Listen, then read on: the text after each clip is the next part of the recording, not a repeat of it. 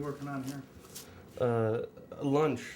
This is a monumentous occasion. This is the first lunch I'm gonna make and take to work because so far multiple people at work and my mother have told me to stop missing lunch because meetings tend to go long and I never get a chance to eat. So I end up eating like a bag of Doritos. So now I'm gonna have an apple and a sandwich. This is my first title as game director. First time in the chair of game director. I expected it to be hard work, but the sheer volume of work and the amount of stuff you have to carry in your head and be on about all the time is staggering. It's huge. I'm such a fucking horrible sandwich maker. This shows my true inexperience. I want to take what we started and push it 10 times further, you know, get more of the story, more of the mythology embedded in while picking up all the things that we felt, wow, we could have really done this better. All right, all set for school. You know, it's my face and my name out there that if this is bad, I'm the guy. You're the guy that fucked up God of War, you know, like that weighs heavily. I truly believe that we are putting absolutely everything we can into this thing.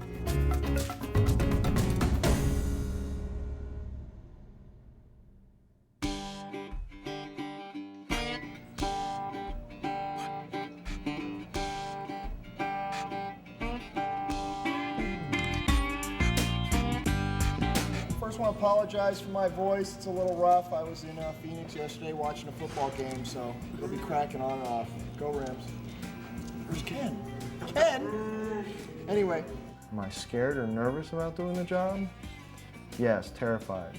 But the reality, and the good fortunate thing is, only when I get a chance to think about it. I'm not given much opportunity to think about it. We're starting to get to the point where we have a lot of stuff done, and it's going to be cool to start showing it to everybody. For the most part in the project, I'm, kind of an information person, going to different departments and like a sponge, soak up as much information as I can so I can direct people in the proper way. It's very, very challenging. At times it can be incredibly stressful, like right now. Let's get back to it. It's Rita calling from Sony. In terms of our new leads in the departments and their rising from a senior level environment artist to an art director, from an art director to a producer, from a lead animator to a game director. It's really a testament to the level of skill that each individual brings, that they have that multifaceted background, or at least the drive to pursue something and pursue it at 110%. So you can't jump onto the chain until you activate it. The way a game director works at Sony, you gotta have your hands in everything. Maybe much to the dismay of some of the other people, you're the quality control, you're the check to make sure that everything stays within the realm, the mythos that we've created with God of War. I'm in meetings right from when I get in, probably till about 7 or 8, sometimes later than that at night, and then I actually have other work that I have to get done, instead of just sitting around talking like a gas bag. So it sounds like I'm bitching about it, but you know what? It's not, I'm totally into it, I love it, but it's definitely bigger than I had ever imagined.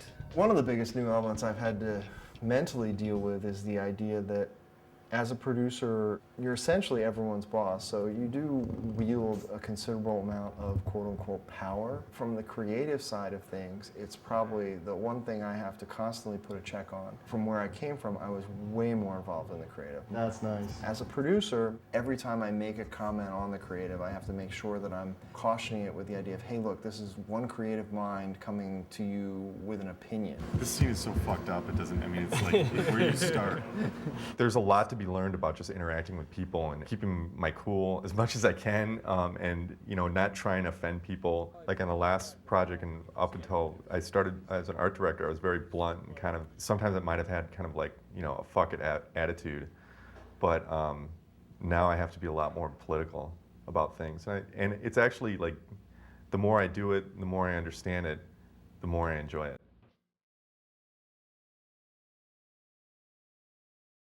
Something that we decided when we originally started the Santa Monica studio was to go for a very open plan office, so that everyone sits in an enormous room. There are very low dividers between different people's desks. We try and keep people sitting next to the people that they are directly working with. So, the combat guys have most to do with the animators, so they sit next to the animators. Production's sat slap bang in the middle of the floor. They basically can see everyone moving around. Everyone is near to the production department.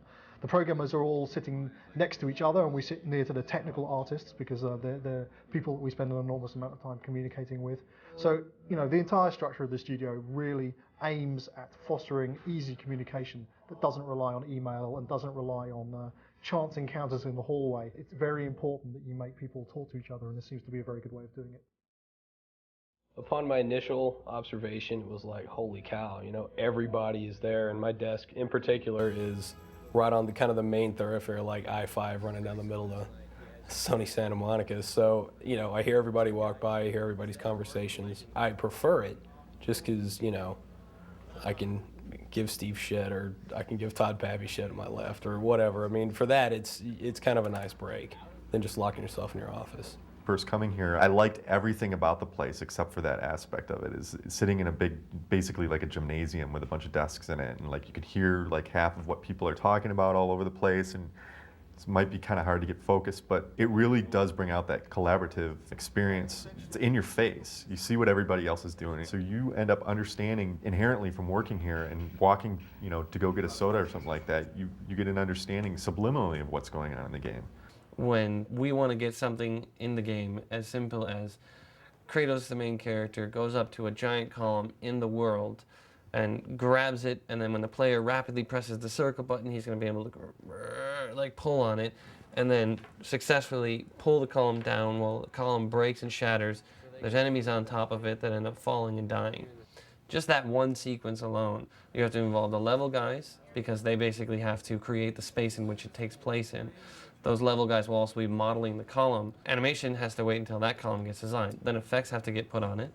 Then a designer has to put it in and attach it to the buttons. And then a sound person has to come in and attach the sounds on top of that.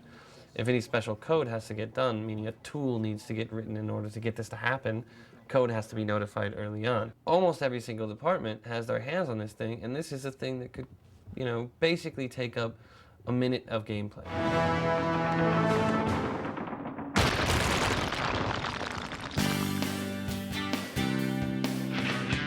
God of War 2 has about 70 people on it. We got a pretty big team. Each department within the game development process has their own lead, and each week we have leads meetings kind of discussing specifics of what's going on. I will jump right in with Charlie's updates. Great, okay. This title, Visual Development Director, is really kind of something that we wanted to test out because we really didn't have anything like this in our production pipeline. I really wanted to get all the visual development guys together because before there wasn't a lot of collaboration. We represent the whole minority group here. Yeah. Anyway, this is actually what it's like. I want to get an update on what you guys have been working on this week. Okay. If you guys have been working this week, why don't we start on this side? Eric, you want to just kind of run through some of the stuff that you've been working on? All right. This is the Great Titan Oceanus concept that we've been working on. It's about camaraderie, I think, with the people that I work with. They constantly push me, and hopefully I push them. How big is this guy right now? He's huge. He's massive. It's just kind of about really enjoying yourself and really unleashing stuff in your mind to create something better than what we did before on God of War 1. It'd be so cool if we can actually fly through all this stuff. Oh yeah, I think they were talking about that. I don't know if it's going to happen. It'd be cool. I've been working on IO horses. I'm definitely excited that I get to be part of, a team that gets to create this, world that people are going to see. It's just another take on Greek mythology, so it's really cool. Cool. Let's get back to work. To be able to form a team that we can really feel comfortable to, to say anything, whether it's, critiquing each other's work or just wanting to hang around with each other, that part of it I'm probably most proud of on this time around. We switched gears and we started doing something completely different at the drop of a hat. And that happens all the time. My job is primarily managing the production side, the art, the content that actually goes into the game.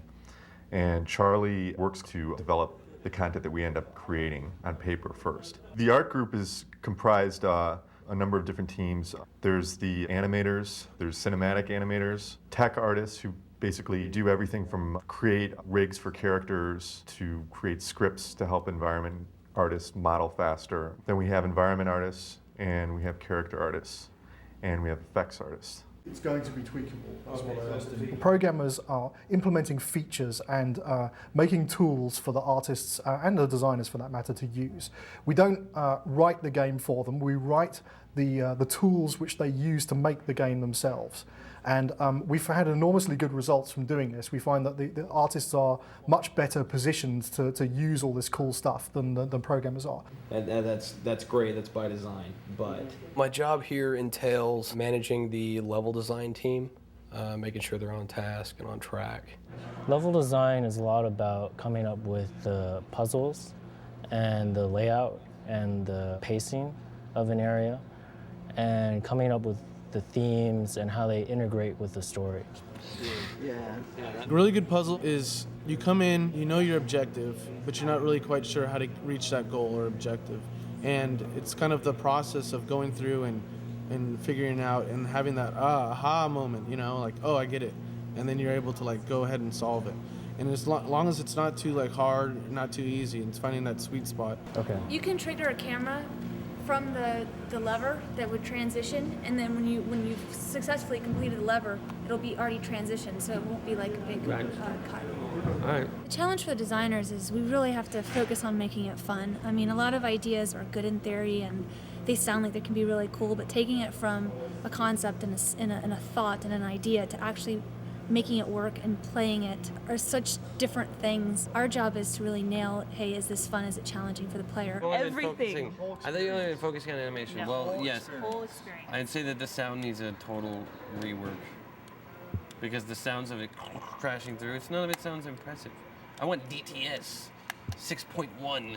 The best laid plans, you know, it is exactly the best phrase for it because doesn't matter how well we plan something out, doesn't matter how solid we think something is. When you get in there and you see it in 3 dimensions and you play it, you're like, wow. In my head and on paper, it felt different. We have to fix this, you know, we have to change this. We'll magnify that by 1,000 because it's every single aspect has the exact same result. Each department, you know, art, animation, characters, visual development, programming, and design, that was pretty sweet. Only the best here at Sony Computer Entertainment America. We hold things together with really important tape.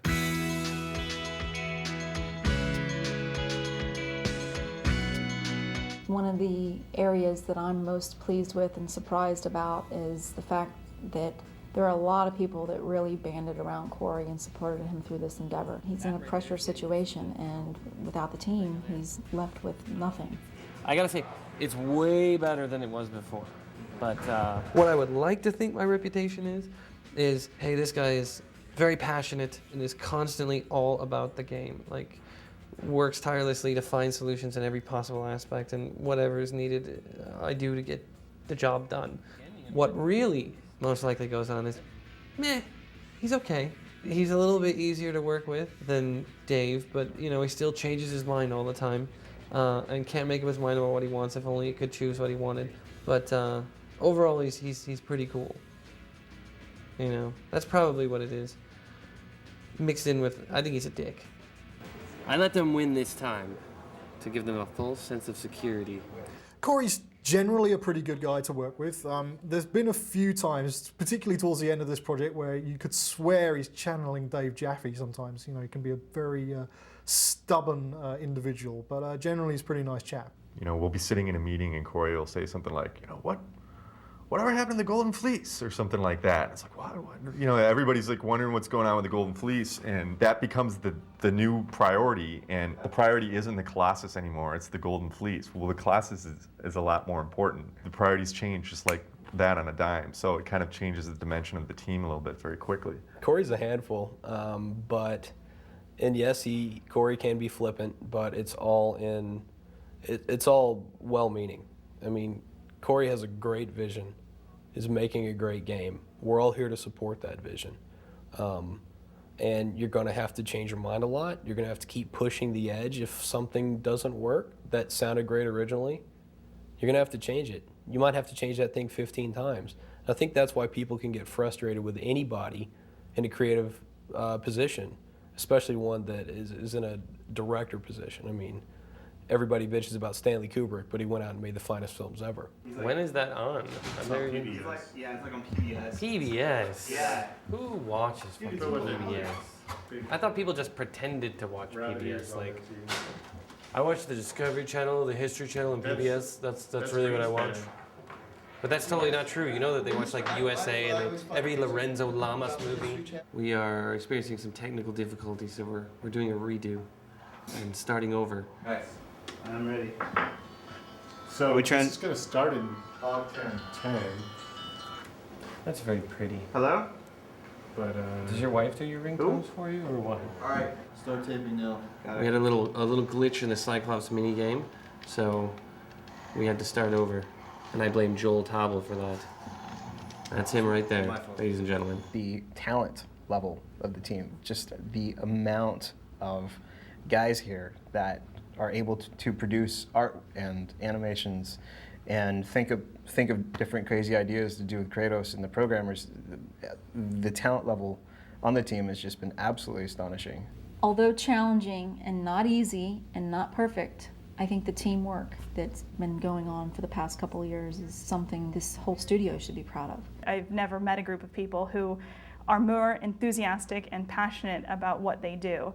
Nobody really has an attitude or that's misplaced or anything like that. Everybody has this healthy level competition, and you know, you look over your shoulder to see what somebody else is doing, because maybe you can learn something from them. When you see other environment artists and you go over at lunch or on a break and you check out what they're building and you take off ideas from them and they bounce off ideas with you and everyone's giving feedback. It keeps a little bit of healthy competition going, and at the same time it brings up the quality of the game. This is a team that I think truly inspires each other. You have to be on all the time, and if you're off, people notice and the work suffers.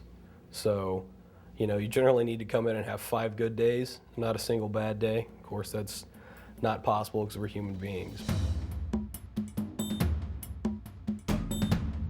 E3 is a big opportunity for media to get a glimpse into what's going on with the various software as well as hardware. It's kind of an opportunity for developers to kind of show off. It's bigger than Oscar night. I mean, it's huge. It's a chance where you get all these, you get all developers, you get all studios, you get all the gaming consoles like PlayStation, Xbox. Everyone's going to be there. It's hyped up. Everyone's psyched up.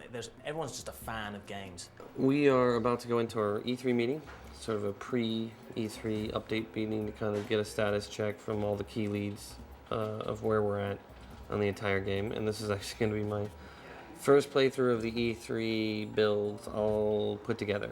And hope everything goes fantastic, because we don't have that much time. After I hit yes or no on the progressive scan, what's the next image that comes up? Front end. Making demos for E3, it's kind of one of those necessary evils, and it's something that we decided we would embrace when we were working on God of War. We decided, you know, man, it sucks doing this, but you know, let's just make the best of it, because you know, if we're ever going to make this game successful, then you know, making the press notice it at E3 would be very important. Start, Corey. Start first. So this begins This where? is the beginning, right there. E3 is important to God of War 2 because this is our opportunity to get the franchise out. We're kind of taking the training wheels off here and giving other people the controller and saying, you know, you play it the way you want to play it. We're going to have to gauge their reaction from that. Why did that guy just disappear? Is this not working? I didn't do anything. I don't know if this is all the latest stuff, because I'm seeing older animations. That has to get worked out. What about the art on this area? I thought it was... It's done. Yeah. Those little landing pads are missing. Did we like check this stuff before we have a meeting like this? Corey, be more we effective. were doing our best to do that. I'm not saying you're not doing your best. I'm just saying, like, would it be more advantageous? There feels like a lot of stuff like this. We wouldn't be having this discussion until 7 o'clock tonight. If that's what it's gonna be, then it's what's gonna be, right? No. So, I don't know, maybe if there's a lighting thing you do to kind of call attention to it a little bit more. I really want people to walk away from this going, fuck, I really didn't think that they could make a game better than the first one. We're just gonna trigger the Medusa to fucking jump you at this point. Right out at you. Like, she's big enough that she essentially almost fills the front screen and she just, right there and attacks you. Could she pop out? Well, hold on. From this angle, I don't want to swap angles. It'd probably be much lower to be more dramatic, but I want to stay in the hallway. I don't want to pop to other angles. I understand. Player's here, she jumps out, scares him, knocks him, boom, and the camera keeps tracking towards the Medusa, so you get close up into her face and then cut. That's a CS move. Can you do that? It's not a trivial matter. It's no longer simple. It's a non-trivial matter. It was a simple setup before, and it won't be do that. Right. It's really easy to go through a production and go, okay, this is sort of working all the way. I'll get the last 10%, when we start heading down. Problem with that kind of mentality is always that 10% turns into 50, 60, 70% because it's like, oh, well, what I thought was going to work didn't. Now I'm back to the drawing board. E3 allows us that opportunity to just go, we're going to get it all done, and it's got to be done all the way. And it kind of is a little wake-up call for a lot of people. I think that's great. Well, Pegasus animations, just so the Pegasus himself feel like we're still in first pass with not a lot of stuff in there, and I thought we were going to be much further along. This is the new God of War 2. This is going to be our signature piece. Steve is the guy that has to basically jump in the middle of the firefight and calmly figure out how it's all going to get figured out. Bullets whizzing by all over the place, and he's got to figure out what's going to go on here. And, I'm over there with like a Gatling gun just firing bullets all over the place, throwing grenades at him. Hey, we should change this. Let's put this over here. What if we had rain in this scene? This would be awesome. Budget's going up in his head, schedule's ballooning out of control, and I'm just, like a kid who's found his dad's gun, firing it all over the place. He's not sitting around waiting for this problem to get solved on his own. There's a lot of animation work to be done. For whatever it's worth, it seemed like we've been talking a lot about like art and some animation stuff, but it seems like when we go through the level, there's no enemies in there. There's no lot of chests. design work that has to go through. Pegasus is like almost like completely undesigned at this point. I totally disagree with that statement. You guys need to sit down and play Pegasus. I played every day at Ray's desk. I mean, it's not. Right. It doesn't feel like. I'm not trying to start shit or anything. I'm just saying like we've been talking a lot about the art. I just felt like the artists are here, and from a Pegasus standpoint, I had said I need to sit down with Chip and Aaron. The purpose of this meeting is just to talk about the things that we can do, and then I basically have no place in saying that, I guess. Stig's coming from a really good place, man. He's a guy that I feel truly leads by example. This guy shows you that it can be done by doing it himself, by really instilling that sense of pride within your own work, by showing that he has that sense of pride in the work. I'm not trying to start shit, like it's not just observation. Yes, you are, but it's a good shit that you're starting. This isn't a dig on you, so don't think I'm attacking you. But you fucking suck. No, but seriously, we gotta fucking step it up. That's it. Excellent. There are numerous red flags. There's a ton of stuff that really needs a lot of work. Stitching the level together still really isn't there. It's kind of duct taped together. Not even it's scotch tape. It's scotch taped together right now. It's not even that much. We've got a lot of art issues, a ton of animations that have to get done. So we're gonna have a lot of fun trying to figure that one out.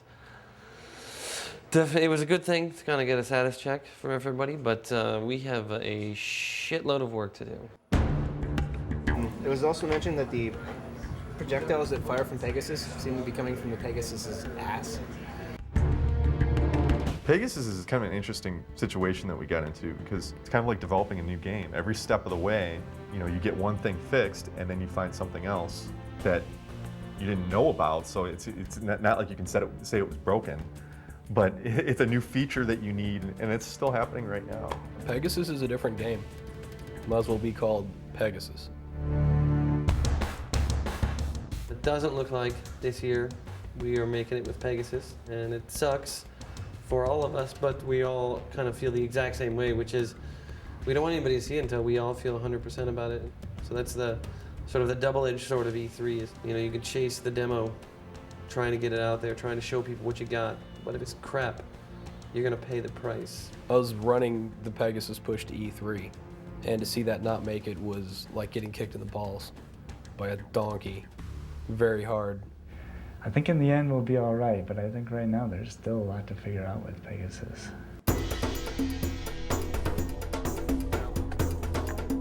Fix those weapons. Right now you can tell everybody's stressed out, so you don't want to talk to anybody. You just kind of, if you stick around our little biz dev area, you'll be safe. So we're pretty relaxed. Hopefully this will only be seen after the game comes out. So we have to kind of get everything out before everybody builds it. So we've had our share. So now it's their turn.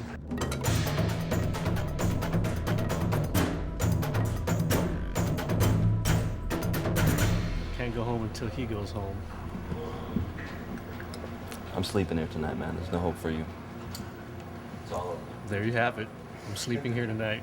That hole that is created, it feels like if we made it more extreme, like The actual crack cracks that appear on one frame.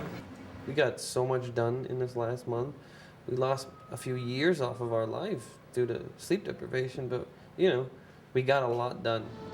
They get to a point where they're just like, I don't know, should I attack? I don't know. Over here, they just want to love. So yeah, I don't have any idea why he's just decided now that attacking is not in his best interest. It's incredibly daunting knowing that the entire team is pushing themselves really hard and everybody's, you know, staying late, putting in lots of overtime and really putting everything they have into this demo. It's a much more tense environment than it normally is. I mean, everyone's really under the gun. A lot of pressure, a lot of tired people. It's not rocket science, no one dies as a result of doing it, but it's a pretty stressful job nonetheless. Lots of very passionate people working on the project, and that can lead to some arguments and stress. And there's definitely a few evenings you go home and you just want to go and punch something. The stress level gets high enough that I just try to mentally just stop myself from caring and just sort of robotically go about it. And no matter what somebody says to me, it's just like, okay, they don't mean that. I'm just going to keep moving. There's a lot of freaking out and then just kind of stepping back and just reminding yourself that, you know, it's a video game. Who controls the camera tween? Does anybody? Is it automatic? How's that work? The product is ours. We have the right to beat the living crap out of it. We have the right to be picky and brutal and evaluate it from the, you know, this is shit, this is the worst I've ever seen. I mean, we have the right, we're creating that, we have the right to say that. And I find that if we don't take that approach, or if someone doesn't take that approach, when we release the product, everyone else in the world will. There's a smoothness to where the animation needs to be, and it's not there. It's not about you're not doing your job, it's about the product isn't where it needs to be, what do we need to do to get the product there?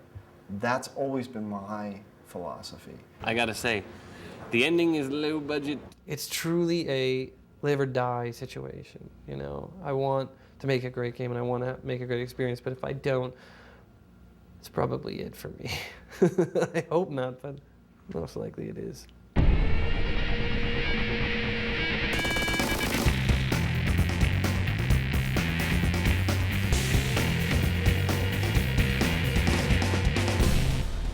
I drove around for an hour looking for a parking space. I had forgotten how fantastic E3 is. Fuck that. It's been a long road and we only have a small amount of the game finished. But it's showing very well. Right now the booth is pretty packed. We've only got 8 stations, so a lot of people are at the booth. It's very exciting, very good for us. I'm looking forward to seeing people's responses back to this thing. Right now I haven't heard anything, but seeing the crowds is definitely an inspiring thing. But it's cool. It's so surreal, like seeing the game you work on, like on the floor. It's awesome. Fantastic. I like the same gameplay with more intense moves. I like that you can do multiple grabs and that even though the guy is technically dead, you can still beat the crap out of him. As a consumer, I say, why am I going to go drop cash on a 360 or a PS3 when I can get that kind of performance out of my PS2 and a game that looks that great? That's awesome. I was actually kind of bummed out when I heard we were going to do this game on the PlayStation 2. You know, going to E3, I was just like, this is great. We're squeezing juice out of the PS2 that's, you know, looking at the games at E3. 99% of the time when I look at a game, I'm like, our game looks better. The day we ship our Gold Master, that will be the end of the PS2 era for me. And I'm going to be very sad. It's been, without doubt, the most fun console I've ever worked on. It's been a very, very good few years working on this machine. And I really feel like we're giving it a good send-off. I think at E3 to see even with the PS3 booth 15 feet away, we still had lines of people wanting to play the game, and people are really enthusiastic and talking about it. That's why we make the games. That's why we suffer, and that's why we enjoy ourselves, is because we want people to have fun playing it and to see people having fun playing it. That's what it's all about. Aaron! What's up, Hans? How you doing, man? Dude, it's the first game I'm really actually proud of. I'm 31 years old and I still can't believe I made games, right? I mean, that's a trip. That really is kind of worth it. But yeah, it's incredibly rewarding to see people that actually are feeling something when they play this game. This is the most excited I've ever been in my life. Dude, I'm totally geeked out. I showed up yesterday, I'm like, whee! You know, all happy. Nuts. This is great. Between hyped up, exhausted, relieved, stressed, I'm all over the map right now. It's been a pretty crazy day. I think the interest in the game is really high right now, and that's awesome. I think it's really encouraging to see, and I hope that we can build and maintain this level of media hype. I think it all speaks well to this game coming out of the door next year and just rocking.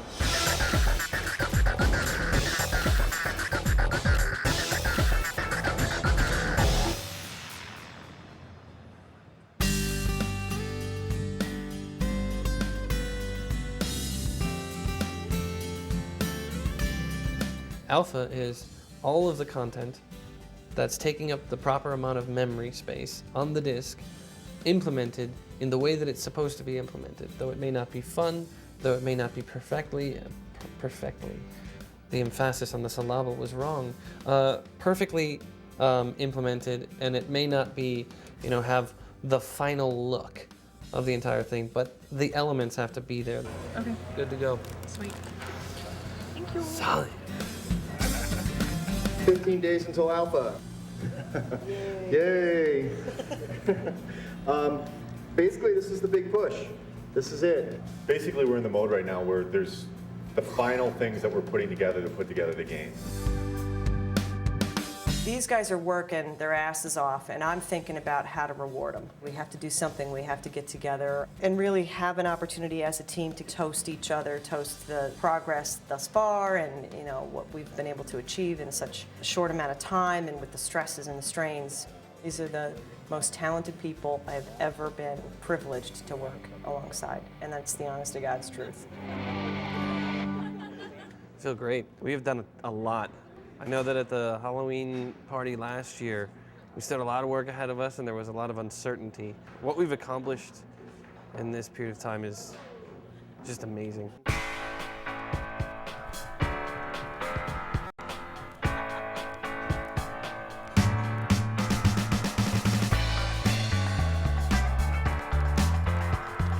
A lot of people are tired, but they're finding their reserve tanks and they're finding strength or will to continue on by seeing progress being made in all the different aspects of the game and really being inspired by each other.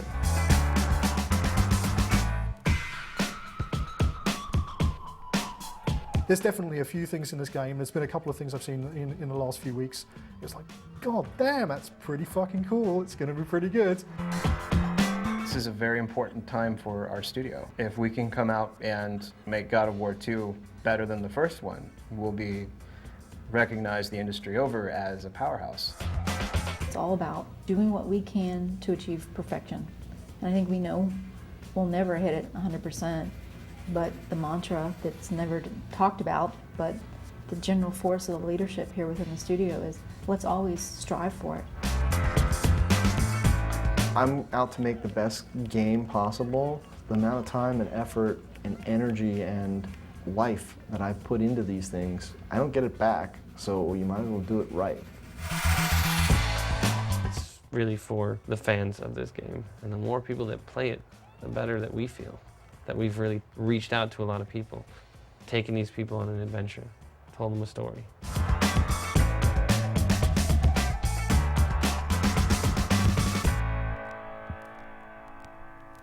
So is that good? That's good. Have we got it all? We got it all. Fan-fucking-tastic. I mean, it seems to be taking a bit more of an important role lately, like a lot of people.